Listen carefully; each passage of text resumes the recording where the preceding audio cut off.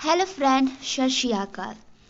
हमारी एग्रीकल्चर दुनिया में आज हमारे फर्स्ट जो बुक थे ना, उनका ये चैप्टर लास्ट 7 जो है वो लास्ट हो गया। यानी कि कृषि अर्थशास्त्र यानी एग्रीकल्चर एग्रोनॉमी जो ये सब्जेक्ट थे ये लास्ट हो गए। और ये 7 चैप्टर से भी पिछले साल यानी 2021 यानी इसी साल 5 नंबर का क्वेश्चन पूछा गया था। वो कृषि विपणन की व्यवस्था को लिखे, जिसमें वो ग्रामीण व्यवस्था, मंडी में बेच करना, ये सारे थे।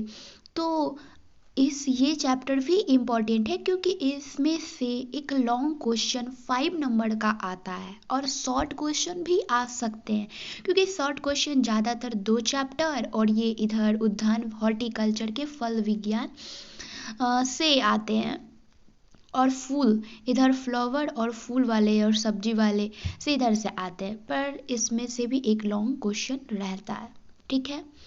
तो हमारा ये लास्ट चैप्टर है और बुक अब ख़त्म हो जाएगी। वैसे 2 चैप्टर के जो क्रॉप बचे हुए हैं उसमें से मैंने राइस किया है, वीट और कुछ इम्पोर्टेंट क्रॉप मैं अपलोड कर दूंगी उसकी वीडियो, ठीक है। क्योंकि हमारा एग्ज़ाम अगर पास आएगा तो हम मतलब देख के तुरंत एग्ज़ाम दे सकते, अगर पहले की कर दिया जाए तो हम भूल भी सकते, इसलिए मैंने उसे अपलोड नहीं कर रही हूँ। बाद में मतलब इसके बाद मैं कर दूँगी, ठीक है। तो अब हम इसका स्टार्ट करते हैं, ठीक है। यहाँ पे है ये जो लघुत्तरीय अति लघुत्तरीय जो प्रेजेंट क्वेश्चन है, ये आप हमें कमेंट सेक्शन में इसको आप लिख के आंसर दे दीजिएगा, क्योंकि इससे आपको आप बुक भी पढ़ लीजिएगा, इसका आंसर भी आपको मिल जाएगा। और मतलब बुक पढ़ने के क्रम में बहुत कुछ आप पढ़ लोगे जो बहुत इम्पोर्टेंट होती है, ठीक है। तो आप इसका आंसर कमेंट में दे दीजिएगा, ठीक है।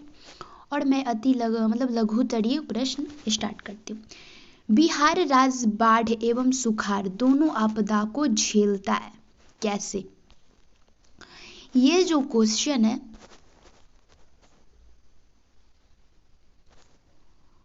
हाँ, इस क्वेश्चन का जो आंसर है वो बुक में नहीं दे रखा है, मतलब मैं, ठीक है, तो मैं इसका आंसर बताती हूँ, ठीक है।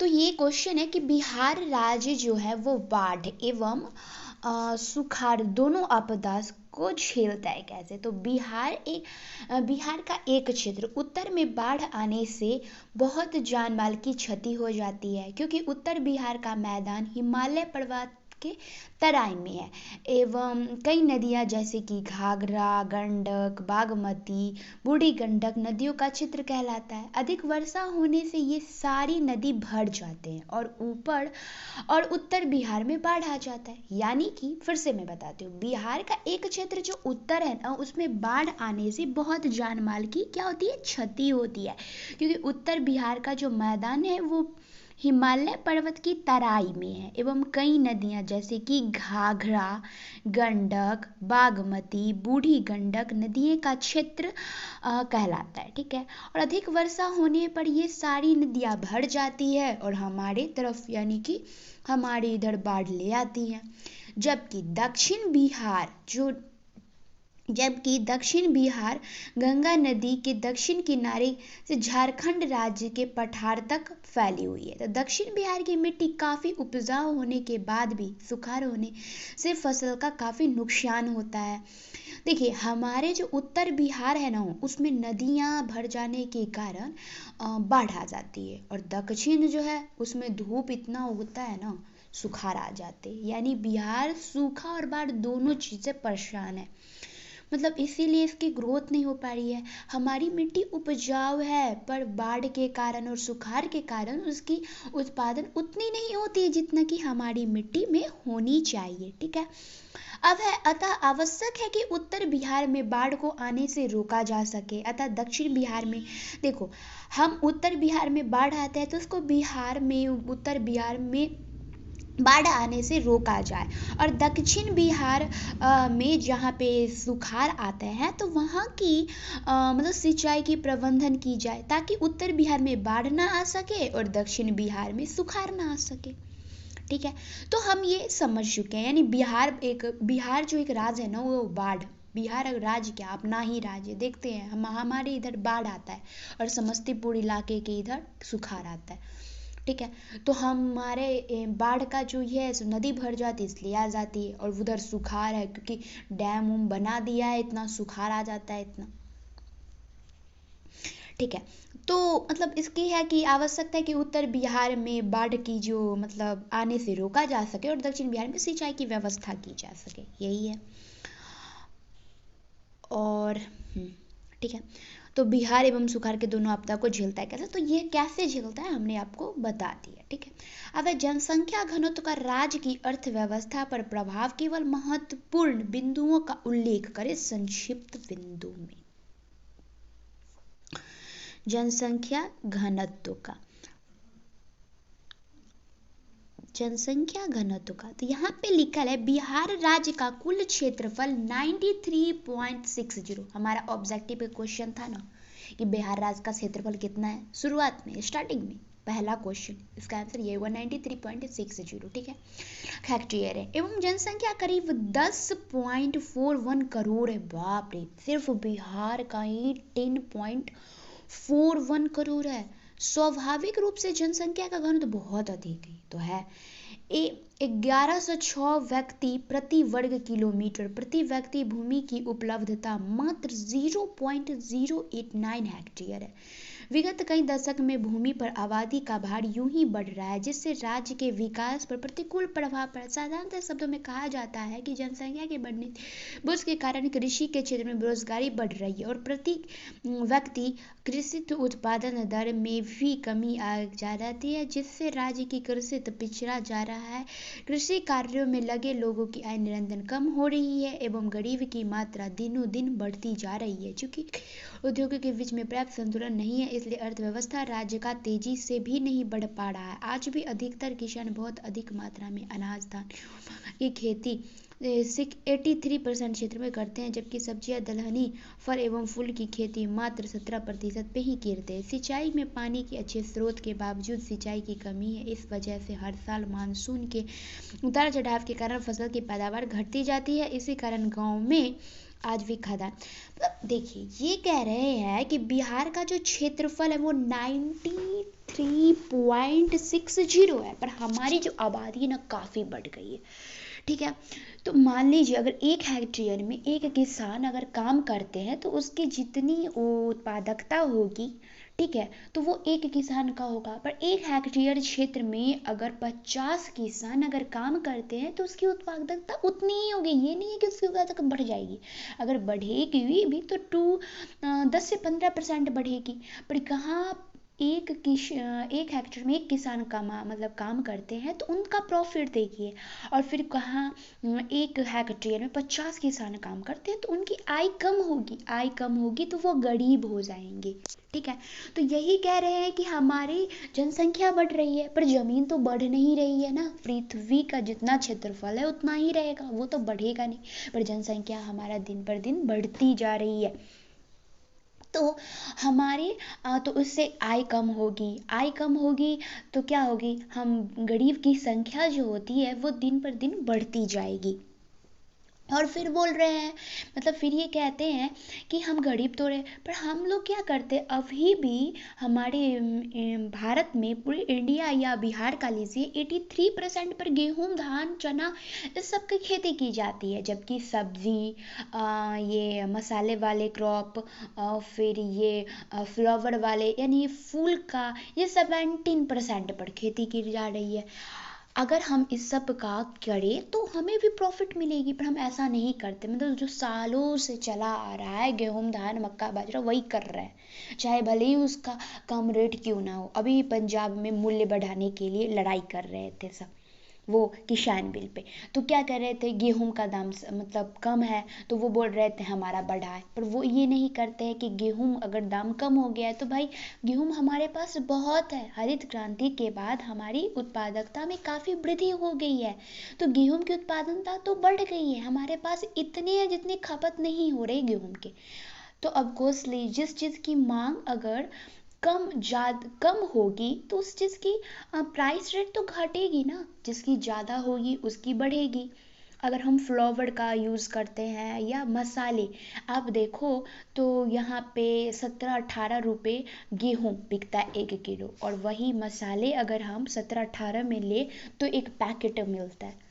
तो क्यों? उसका उत्पादन कम होता है मसाले का, बिहार में मतलब बहुत कम ही होते होंगे। फिर फ्लावर का 10 रुपये में एक वो रोज़ का फ्लावर मिलता है, और यहाँ पे हम 15-15 रुपये में देते तो 1 किलो गेहूँ, यानी जिससे हम खाते हैं अनाज है वो सस्ते में बिक रहे हैं, और जो फूल है ये सब वो महंगे बिक रहे हैं, क्योंकि हम उसका ही खेती करते हैं, हम भी वो वही खेती कर रहे हैं। ठीक है, ये तो हम अलग बात पे आ गए। ठीक है, तो 17% खेती हुई। और फिर हमारी जो हम सब मानसून पे ही आधारित है, मतलब सिंचाई की व्यवस्था है फिर भी मानसून है। पंजाब में क्या होती है कि सिंचाई बिजली पर अब चालू की गई है, पर बिहार में ऐसी व्यवस्था नहीं लाई गई है। पंजाब में 6 सिंचाई होती है और हमारे बिहार में 2 सिंचाई। वहाँ की उत्पादकता ज़्यादा है हम बिहार वालों से, बहुत ज़्यादा है। ठीक है, तो यही बोल रहे हैं कि हम मतलब उपजा रहे हैं और 83% पर अभी भी खेती कर रहे हैं। हमारी जनसंख्या काफ़ी बढ़ गई है पर हमारे पास खेत तो कम है, तो धीरे धीरे हम गरीब ही होते जाएंगे ना।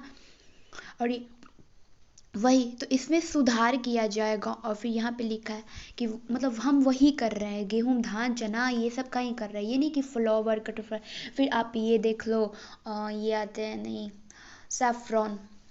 ये सैफरॉन कितने महंगे होते हैं, चांदी के भाव से बिकते हैं। केसर, हाँ केसर, तो वही। ठीक है, अब सेकंड है, अब है कृषि उत्पादन विपणन के दोष एवं सुधार के उपाय का विवरण करें।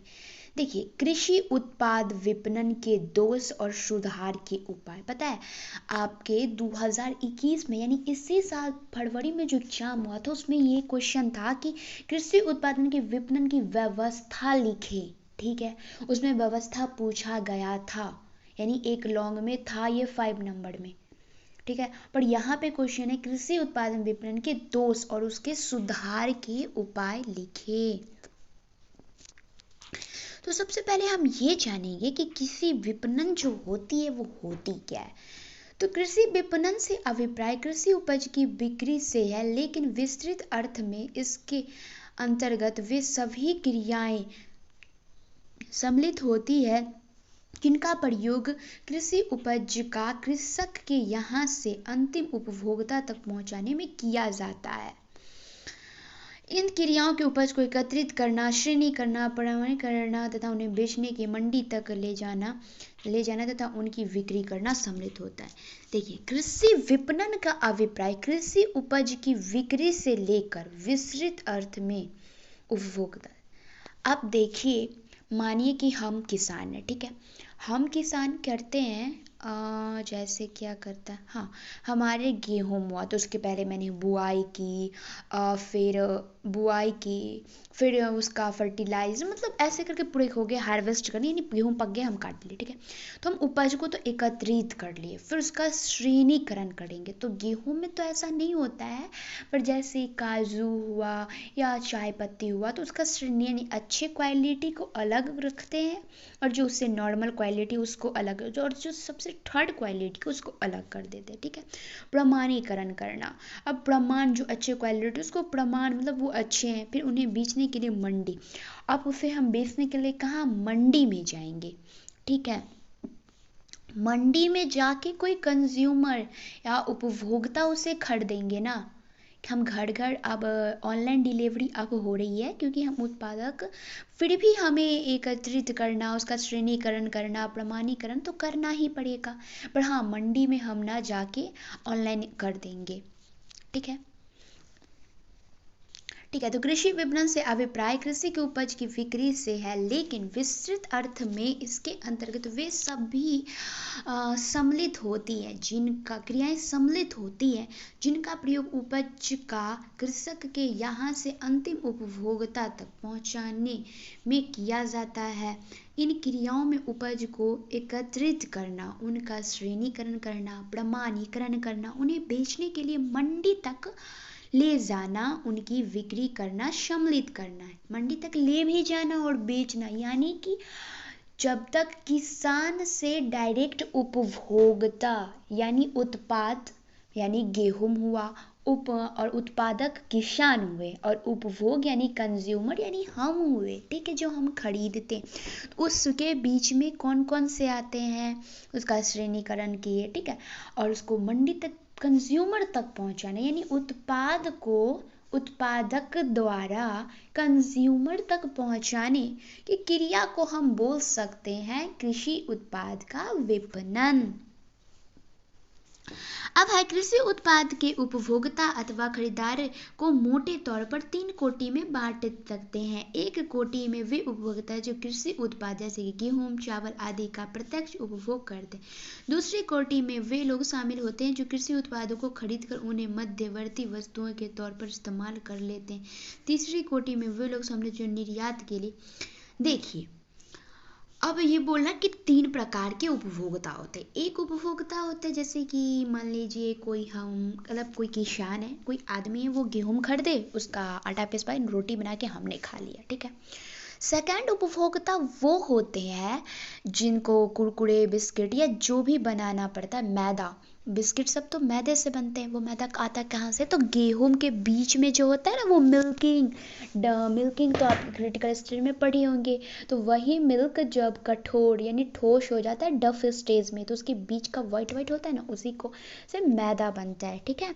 तो वो मैदा बनाता है, फिर बिस्कुट, ये सब बहुत सारे चीज़ बनाने के लिए खरीदते हैं गेहूँ। तो वो मध्य सेकंड वाले आते हैं। और थर्ड वाले वो आते हैं जो गेहूँ का खरीद के निर्यात करते हैं। जैसे हमारे गांव में भी होता है कि उसे मतलब किसानों से खरीद लिया जाता है दुकानदार, फिर उसको वो ट्रक से मिल में, या जो बहुत बड़े दुकानदार या खरीदार होते हैं वो विदेश में भी उनको भेजते हैं। तो ये तीसरे में आते हैं। फर्स्ट वो होते हैं जो जिनका खुद का उपयोग करते हैं। सेकंड वो होते हैं जो उपभोक्ता मध्यवर्ती जो इस्तेमाल करते हैं, मध्यवर्ती यानी जैसे कि किसी चीज़ कारखाना में बनाने के लिए किसी चीज़ का यूज़ करते हैं, जैसे चोकर, तो उस गेहूं के ऊपरी छिलकों को चोकर बना देते हैं। सेकंड वाले को वो क्या करते हैं, मैदा बना देते हैं, और उसके जो थोड़े वो सूजी बना देते हैं, सूजी, इसका हलवा बनता है, ठीक है।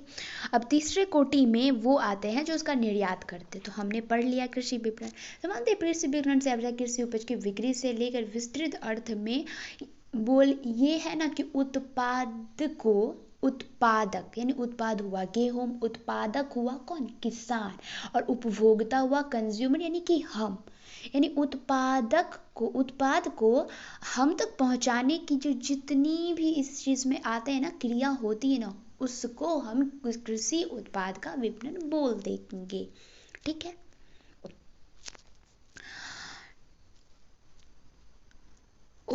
अब है कृषि विपणन के अब कृषि उत्पाद एक बड़े भौगोलिक क्षेत्र में होता है जिसको समुचित तरीके से एकत्रित करना आज भी एक बड़ी समस्या है। खेत क्षेत्र की उपज की मात्रा कोटि में बड़ा अंतर होता है।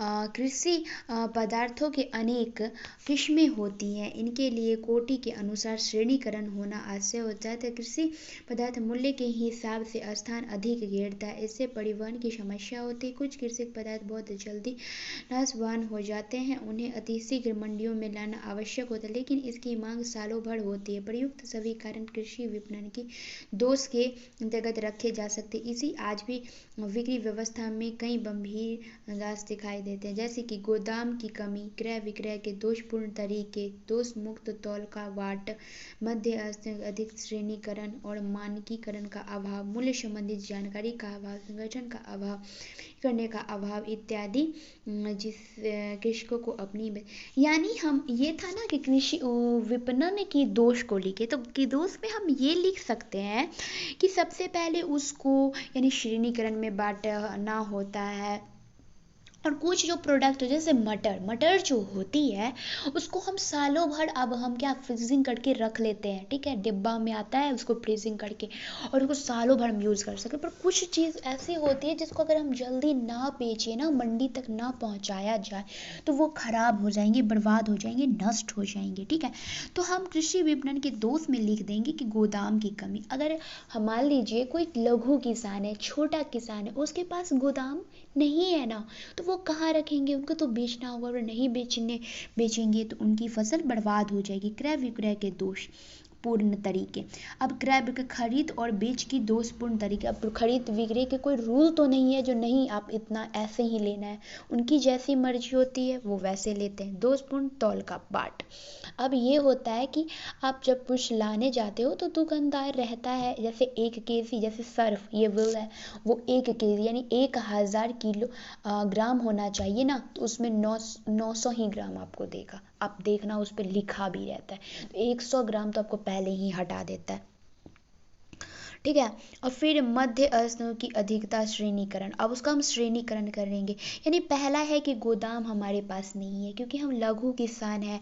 फिर उसकी कोई रूल नहीं होती कि हमारा मूल्य कितना पे बेचा जाए। उसके बाद तौलने भी घटा लिया जाता है, हमारा 1 kg रहता है तो उसको 900 kg बना दिया जाता है। अगर 10 kg ऐसे ही रहे तो वो 900 अगर करके ऐसे अगर घटाएंगे 1 पे 100 kg तो सोच सकते हैं हमारा कितना नुकसान होता है, ठीक है।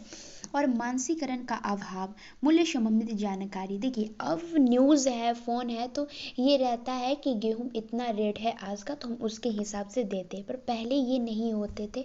तो पहले हमें 1 महीने पहले जो पता रहता था कि ये 1500 का गेहूं बिक रहा है तो हम उतना ही पे वो दुकानदार लेते थे और हम भी देते थे। संगठन का अभाव, और हमारा कोई किसानों का एक संगठन नहीं है, उसका अभाव है। संस्थागत बिक्री का अभाव, और एक कोई संस्थान नहीं है जहाँ पे जाके हम बिक्री कर सके और वहाँ पे मतलब बेईमानी धोखाधड़ी ना हो, ठीक है, जिससे कृषक को अपनी उपज बेचते समय कठिनाइयों का सामना करने, और ये सभी परेशानियां किसानों को उठानी पड़ती है कब, फसलों को बिक्री करते समय। तो ये कृषि उत्पाद के दोषपूर्ण ये इसमें आ गए थे। अब है कृषि विपणन के उपाय में सुधार। वो तो था कि मतलब उसका हमें सबसे पहले उसके स्टोर यानी भंडार घर रहना चाहिए। फिर उसके बाद था कि मतलब कोई मूल्य निश्चित नहीं रहता था। फिर क्रय विक्रय के दोष होते थे। फिर वो तौलने की समस्या होती थी, ठीक है। तो बहुत सारे जो किसानों को उठाने पड़ते। अब यहाँ पे क्या है कि कृषि विपणन में सुधार के उपाय, अगर ये दोष है तो हम उसे सुधार सकते हैं ना, क्योंकि वो व्यवस्था तो हमने ही नहीं बनाया है, तो उसे हम सुधार सकते हैं। तो क्या क्या सुधार किया जाइए। नियंत्रित मंडी की स्थापना करना जिससे मंडिया में प्रचलन कपटपूर्ण व्यवहार का समापन हो सके। देखिए नियंत्रित मंडिया मतलब देखो अभी जो मंडियां है ना वो जहां मर्जी आपको मंडियां लगा दो ऐसा है, पर नहीं, नियंत्रित मंडियां मतलब एक रूल हो कि इतना, जैसे 5 मंडियां ही एक राज्य में लगानी है, ठीक है। तो इस मतलब स्थापित करना, ठीक है, एक नियंत्रित मंडियां होनी चाहिए। मंडियां मतलब एक बाजार बोल सकते हैं सब्जी का, ठीक है, सभी का, जिससे मंडियों में प्रचलित कपटपूर्ण व्यवहार का, कपटपूर्ण व्यवहार वही बेईमानी ना हो सके, बेईमानी धोखाधड़ी का समापन हो सके, ठीक है। अब है कृषि उत्पाद का श्रेणीकरण प्रमाणीकरण करना जिससे किसानों को ऊंची कीमत प्राप्त हो सके। और कृषि उत्पाद देखिए हमारे जो गेहूं अच्छे क्वालिटी के होते हैं वो, और जो गेहूं बुरे क्वालिटी के होते हैं वो, दोनों का मूल्य सेम ही मिलता है। ये नहीं होता है कि गेहूं जो अच्छे क्वालिटी के उनके दाम ज़्यादा मिल जाते हैं और जो थोड़े उससे कम क्वालिटी के उनके दाम कम मिलते, ऐसा नहीं होता है। तो ये बोल रहे हैं कि कृषि उत्पाद का श्रेणीकरण यानी कि जो अच्छी क्वालिटी का है उसका ज़्यादा दाम मिलना चाहिए ना, ठीक, ये ऊंची कीमत प्राप्त हो सके। थर्ड है ज़्यादा से ज़्यादा गांव एवं शहरों की सहकारी सहायता में भंडारण की सुविधा प्राप्त हो। और जो छोटे किसान होते हैं, बड़े किसान के पास तो बहुत सारे ज़मीन होते हैं तो वो भंडारण कर सकते हैं, पर छोटे किसान के पास भंडारण करने की व्यवस्था नहीं होती है। तो ज़्यादा से ज़्यादा गांव में भंडारण करने की क्षमता, ये एक समूह बनाया जाए यानी सहायता प्रदान की जाए एक भंडारण की, ठीक है। बाजार की गतिविधि को किसान तक शीघ्र पहुंचाने की व्यवस्था, तो ये तो अब हो ही गई है हमारे फोन जी की मदद से, क्योंकि बाजार की जो गतिविधियाँ यानी कि जैसे प्याज 50 रुपये अगर बिक रहे हैं तो ये किसान को तुरंत ही पता चल जाता है फ़ोन से कि अभी बिक रहे हैं, ठीक है। ग्रामीण यातायात का समुचित विकास एवं गाड़ी उपलब्ध कराया जाए। देखो, ग्रामीण यातायात तो ग्रामीण है तो पहले था कि गांव पिछड़े रहते थे और बैलगाड़ी से उन्हें मंडियों तक पहुंचाना होता था, पर अब हमारे यहाँ यातायात की मतलब पूर्ण व्यवस्था हो चुकी है, यानी ये सुधार हो चुकी है, ठीक है। कृषि मूल्य आयोग की सिफारिश ईमानदारी पूर्वक लागू, और कृषि मूल्य यानी कृषि से संबंधित जो फसल पे या क्रॉप पे या वेजिटेबल पे या फूल पे ये जो मूल्य है ये सिफारिश ईमानदारी से होनी चाहिए। ये ना होनी चाहिए कि इसका जो मिल जाए वो, ऐसे नहीं, जितना रेट है उतना ही दिया जाए। ज़्यादा से ज़्यादा सहकारी विपणन की व्यवस्था हो, और ज़्यादा से ज़्यादा सहकारी विपणन की व्यवस्था हो, सुरक्षित गोदाम की व्यवस्था हो, और मंडी अनुसंधान सर्वेक्षण हो, ठीक है। तो फर्स्ट था कि कृषि उत्पाद का श्रेणीकरण करना, यानी कि जो अधिक क्वालिटी के उसका ज़्यादा दाम, ज़्यादा से ज़्यादा गांव तथा शहरों में सहकारी सहायता प्रदान करना, तो बाजार की गतिविधियों को ध्यान रखना, ग्रामीण यातायात तो विकास हो चुके, मूल्य आयोग का सिफारिश ईमानदारी से करना, ज़्यादा से ज़्यादा सहकारी विपणन की व्यवस्था करना, सुरक्षित गोदाम की व्यवस्था करना, मंडी अनुसंधान सर्वेक्षण करना। तो ये तो 9 पॉइंट हो गए हैं, अब शायद 10 पॉइंट भी होंगे। नहीं, 10 पॉइंट नहीं है, यहीं थे, ठीक है। तो हम फिर से आपको बताते हैं कि सहकारी मतलब ये कृषि उत्पादन की विपणन, हम ये बताए थे कि हमारे उत्पाद गेहूं उत्पादक हो गए किसान, और उपभोग यानी कंज्यूमर हो गए हम।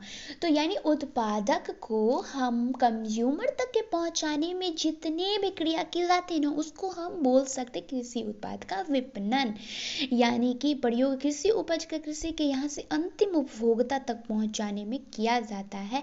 इन क्रिया में उपज को एकत्रित करना, यानी फसल की हार्वेस्टिंग करके एकत्रित करना, उनका श्रेणीकरण करना, प्रमाणीकरण करना, उन्हें बेचना और मंडी तक ले जाना, फिर मंडी से कौन, हम खरीद के ले आते हैं, ठीक है। तो हो गया, ठीक है। कृषि उत्पाद को इनको मतलब 3 भागों में बांटा है। एक होता है जैसे कि हम गेहूं खरीदते हैं, आटा पिसवाते हैं और खाना मतलब रोटी बना के खा लेते हैं, और सेकंड होते हैं जो उसे खरीदते हैं, फिर मिल में जाके उसको पीसते हैं और फिर वो बिस्किट वगैरह बनाते हैं। थर्ड वो होते हैं जो गेहूं की खरीदारी तो करते हैं पर उसका निर्यात करते हैं, ठीक है। ये हो गया था। अब कृषि विपणन की क्या थी, मतलब दोष था, कृषि विपणन की दोष यानी उसके अवगुण। तो ये बोल रहे थे कृषि की गोदाम की कमी, यानी छोटे किसान के पास गोदाम नहीं होती है। क्रय विक्रय के दोष भी, उसकी कीमत एक नहीं होता है, नाप तौल का बाट होना, फिर संगठन का अभाव, स्थानगत बिक्री का अभाव होना, ठीक है। तो ये सब पूरा किया जाए। अब था कृषि विपणन में सुधार। तो कृषि विपणन में सुधार में यह था कि नियंत्रित मंडियों की स्थापना करना एवं कपटपूर्ण व्यवहार को दूर करना, कृषि उत्पाद का श्रेणीकरण प्रमाणीकरण करना, जिससे अधिक मूल्य कम से ज़्यादा गांव एवं शहरों सहकारी सहायता यानी भंडारण के लिए किना, बाजार की गतिविधि तुरंत ही तो अब फोन के कारण पहुंचे, ग्रामीण यातायात वो भी हो चुका है, कृषि मूल्य के आयोग की सिफारिश करना और एक ईमानदारी ये अभी तक नहीं हुआ, ज़्यादा से ज़्यादा सहकारी विपणन की व्यवस्था करना ये भी नहीं हुआ, सुरक्षित गोदाम की व्यवस्था करना, तो गोदाम की व्यवस्था करना लगभग नहीं, ये भी नहीं हुआ है, और मंडी अनुसंधान संरक्षण हो ये भी नहीं हुआ है, शायद नहीं हुआ है, पर कुछ क्षेत्रों में अभी ये प्रोग्रेस कर रहे हैं। पर ये हमारे बिहार सरकार को भी होनी चाहिए कि भाई इस सब पे ध्यान दिया जाए, क्योंकि हमारे किसान बहुत मेहनत से उगाते हैं। अब है सहकारी खेती पर प्रकाश डाले और अनुबंध खेती का विवरण प्रस्तुत करें। सहकारी और अनुबंध ये 2 क्वेश्चन है, ठीक है। तो सबसे पहले हम अनुबंध पढ़ लेंगे क्योंकि सहकारी बाद में पढ़ेंगे, ठीक है। देश में अनुबंध खेती का मौजूदा दौर लगभग 1989 में पंजाब में होशियारपुर में पेप्सी फूड लिमिटेड के द्वारा टमाटर संसाधन नियंत्रण की स्थापना के साथ शुरू हुआ। अनुबंध खेती का मूल रूप से तो उत्पादक, किसान तथा कार्यकर्ता, कंपनी, ग्राहकों के बीच अग्रिम अनुबंध के तहत एक निर्धारित मूल्य पर कृषि, बागवानी आदि उत्पादों के पूर्ण का विक्रय की एक व्यावसायिक व्यवस्था है। इसमें उत्पादक किसान के एक नियत मात्रा में कृषि उत्पादों को निश्चित समय पर कंपनी बंद करने वाले फर्मों तथा ग्राहकों को उपलब्ध कराते तथा खरीद कर पूर्ण निर्धारित मूल्य देकर उत्पादों को अधिकृत कर लेते। देखिए इसमें होता क्या है कि जैसे कि हम इतने मतलब क्रॉप किए, ठीक है, ऐसे ऐसे मतलब ये क्रॉप हुआ, ठीक है। अब कोई कंपनी आया और इसको खरीद लिया, ठीक है, और वो हमको बोला कि ये क्रॉप अगर गेहूं में है तो 1500 रुपये हम लेंगे, ठीक है। तो वो हमसे अनुबंध कर लेता है, यानी एक मतलब दस्तखत यानी सिग्नेचर करवा लेता है। यानी कि अगर जब गेहूं की कटाई उस टाइम अगर 1700 का गेहूं हो तो फिर भी वो 1500 का ही लेंगे, अगर 1200 का गेहूं हो तो फिर भी 1500 का लेंगे, ठीक है। तो ऐसा होता है, यानी कि वो हमारे खेत को खरीद लेते हैं और उत्पादक जब होता है तो वो हमें पैसा देते हैं और हम उन्हें फसल दे देते हैं। चाहे हमारी फसल खराब हो जाए, कुछ भी हो जाए, तो वो ये नहीं रहता है कि हमारे फसल मतलब बुरे हो अच्छे हो जैसे भी हो वो उनके हैं, ठीक है, वो खरीद लेते हैं। यही होता है अनुबंध खेती, यानी हम पहले ही अनुबंध कर चुके होते हैं, ठीक है। तो अनुबंध खेती के फायदा, सबसे पहले फायदा है किसान को उत्पादक अनुबंध कराने वाले कंपनी या व्यक्ति गुणवत्ता के आधार पर पूरा उत्पादों को खरीद लेता है। देखिए मतलब किसान के जो उत्पादक तो गुणवत्ता के आधार पर खरीद लेते हैं। किसान को व्यापक रूप से प्रबंध, तकनीक एवं प्रसार की सेवा प्राप्त होता है और कंपनी ही प्रबंध, तकनीक एवं प्रसार उपलब्ध कराता है। किसानों को उत्पादन में लगने वाले कार्य एवं उत्पादक सेवा प्राप्त होता है। ऋण सुगमता से प्राप्त होता है, ऋण जो किसान लेते हैं वो कंपनी ही दे देती है। कृषि कार्य में दक्षता आता है, उत्पादक का नियत एवं तय मूल्य प्राप्त होता है। वो पहले ही तय हो जाता है कि हम भाई 1500 में लेंगे, अब सस्ता रहे तब पर भी लेंगे, महंगा रहे फिर भी लेंगे, पर लेंगे तो हम 1500 में, ठीक है। और है सुविधाजनक बाजार की उपलब्धता, और बाजार भी उपलब्ध हो जाता है। यानी किसान को अनुबंध खेती से क्या हो जाता है कि व्यक्तिगत गुणवत्ता के आधार पर वो खरीद लेते हैं, फिर व्यापक रूप से प्रबंध और तकनीक कर लेते हैं। फिर किसानों को तकनीक और मतलब ज़्यादा भटकने की जरूरत नहीं होती है। ऋण अगर लेना है तो कंपनी से ले लेते हैं। कृषि कार्य में दक्षता आता है, उत्पादन नियत मूल्य पर ही मतलब जितना ठीक तय हुआ है उस पर वो ले लेते हैं और सुविधाजनक बाजार मिल जाता है। अब कंपनी है, अब कंपनी को ही देना है। तो ये हो गया अनुबंध खेती के फायदे।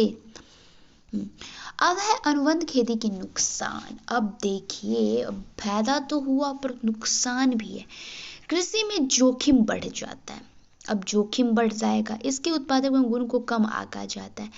अब हम पहले ही फसल खरीद चुके हैं तो उसकी गुणवत्ता अच्छी हो या बुरी, अच्छी भी हो तो हम उतना ही लेंगे, अगर कम है तो उसकी गुणवत्ता को कम धांधली होता है, इसके साथ धोखाधड़ी इसमें ज़्यादा होता है। एक ही फसल का वर्चस्व होता है। अब कंपनी कहेगा कि भाई हमको टमाटो सॉस करने के लिए आप एक इस क्रॉप इस खेत में हम टमाटर हर साल उसमें टमाटर ही यानी टमाटो टमाटो टमाटो हो जाएंगे, इसके हित की फसल नहीं होता है। और किसान कहता है कि टमाटर अगर हम बेचेंगे तो हमें कम मुनाफा आएगा, हम मिर्च का फसल लगाएंगे, तो वो कहता है नहीं, जो हम कहेंगे वही होगा, ठीक है। सबसे पहले ये रहता है कि किसान का जोखिम बढ़ जाता है। इसके उत्पादन की गुणवत्ता, अगर हमारे टमाटर अच्छी क्वालिटी के हैं एकदम रेड लाइकोपीन के कारण, फिर भी उनको महंगे नहीं, वो उतना ही में देंगे। धांधली होता है। अब वो सिग्नेचर हमारे किसान होते हैं तो वो कहेंगे कि 1500 में फिक्स हो जाता है, फिर कहेंगे नहीं हम तो 1200 में ही किए थे।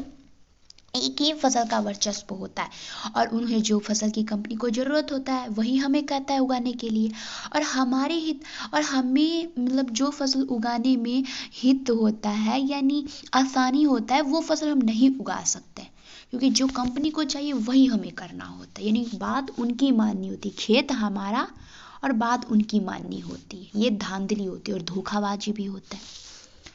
तो हमने पढ़ लिया अनुबंध खेती। अब है अनुबंध खेती तो पढ़ लिए हैं, कृषि उत्पाद की विपणन व्यवस्था भी पढ़ ली है। अब सहकारी खेती पर प्रकाश डालें। सहकारी खेती पर प्रकाश डालें तो सहकारी कृषि का अर्थ, ठीक है। सहकारी कृषि की परिभाषा, सहकारी खेती सहकारी कृषि व्यवस्था का वह रूप है जिसके अंतर्गत भूमि का संयुक्त प्रयोग किया जाता है। योजना आयोग के अनुसार सहकारी कृषि के अंतर्गत भूमि का एकत्रीकरण एवं संयुक्त प्रयोग होता है। और मतलब ये होता है कि इस योजना में ना सहकारी खेती में जितने भी किसान होते हैं ना, वो सब मिलके एक ही साथ खेती करते हैं। ठीक है। अब है भूमि के छोटे छोटे टुकड़ों को एक स्थान पर एकत्रित करके खेती का आकार बढ़ जाता है। अगर मान लीजिए इतना मेरा खेत हो गया, इतना मेरे पड़ोसी वाले का, फिर इतना किसी और आदमी का हो गया, और फिर इतना किसी और आदमी का। तो हम ऐसे एक एक आदमी ना करके ये टोटल खेत को करेंगे तो खेत का आकार बड़ा हो जाता है। बड़ा हुआ ना, तो हमारा पॉइंट भी तो यही है कि भूमि के छोटे टुकड़ों को एक साथ एकत्रित करके खेत का आकार बढ़ा दिया जाता है। अब है भूमि पर भूस्वामी का अधिकार रहता है। अब जिसका भूमि उसका अधिकार होता है। आपस में सहयोग की भावना का जन्म होता है। अब कहते हैं कि भाई एक बार ट्रैक्टर हम चलवा देते हैं, यानी भू परिष्करण हम करवा देते हैं, दूसरी बार तुम करवा देना, तीसरी बार तुम करवा देना, फिर एक बार हम सिंचाई करवा लेते हैं, दूसरी बार तुम करवा लेना, थर्ड बार तुम, हार्वेस्टर एक दिन हम करवा लेते हो तुम। तो सहयोग की भावना होती है। भू परिष्करण यानी भू का स्वामित्व, यानी भू का स्वामी जो उसका अधिकार होता है। अब इसकी है कृषि जोत के आकार के दोष को समाप्त करने के लिए बड़े पैमाने बुदा को बढ़ावा देने, और कृषि जोत छोटे छोटे आकार में जो हम बांट के करते हैं तो बड़े में एक साथ हो जाता है। बड़े पैमाने बुदा को बढ़ावा, और हमारा उत्पादक भी ज़्यादा होता है, क्योंकि कुछ लाइन तो हमारे बॉर्डर यानी बांध, वो बॉर्डर बनाने, यानी वो क्या कहते हैं, बॉर्डर, हाँ बॉर्डर बनाने में ही चला जाता है। भूमि, पशु, सिंचाई के साधन, उपकरण, मानव शक्ति का सदुपयोग होता है। अब सब आदमी मिलकर खेती करते तो सदुपयोग होता है। कृषि आधारित उद्योग को कच्चे मुहैया कराते हैं, फिर कच्चे माल पूर्ति करते, सामूहिक भावना का विकास होता है, वैज्ञानिक पद्धति का विकास होता है, आर्थिक सुरक्षा प्रदान करने के लिए। ठीक है, आर्थिक सुरक्षा प्रदान करने के लिए। ठीक है, और हाँ, रोजगार की सामाजिक सद्भावना का विकास होता है। अब फिर ये तो है या इसका प्रॉफिट, यानी कृषि आधारित कच्चे माल की पूर्ति हो जाती है, सामूहिक भावना का विकास होता है, वैज्ञानिक पद्धति का विस्तार होता है, आर्थिक सुरक्षा होता है, समाज में ये सद्भावना होता है, मिल के काम करते हैं, रोजगार की वृद्धि होती है। पर इसकी भी विफलता जो हुई, ये भी नकारात्मक यानी विफल हो गया। उसके कारण क्या है, निरक्षरता और अज्ञानता, समाज में ऊंच नीच की भावना होना। जिसका अगर खेत है तो वो कहेगा अरे हम मालिक है खेत के, और जिनका खेत नहीं रहता है वो कहते भाई तू ही पूरे दिन काम कर। सहकारी नीति का अभाव, अब सहयोग की भावना नहीं होती है, वो कहते हैं रोज रोज हम ही करेंगे, कभी कभी तुम भी किया करो। ठीक है, हाँ, सहकारी खेती वर्तमान अर्थव्यवस्था की सबसे उपयुक्त विधि है। इसके द्वारा खेत में उपविभाज्य का अपखंडन की समस्या दिन यानी विभाजन जो होती है वो नहीं होती, मिलके किया जाता है। इस प्रणाली के अंतर्गत शक्ति पूंजी भूमि का एक रूप पे लाकर उसका अधिकतम प्रयोग किया जा सकता है। इसके द्वारा अधिकतम उत्पादन कम लागत पर प्राप्त हो सकता है।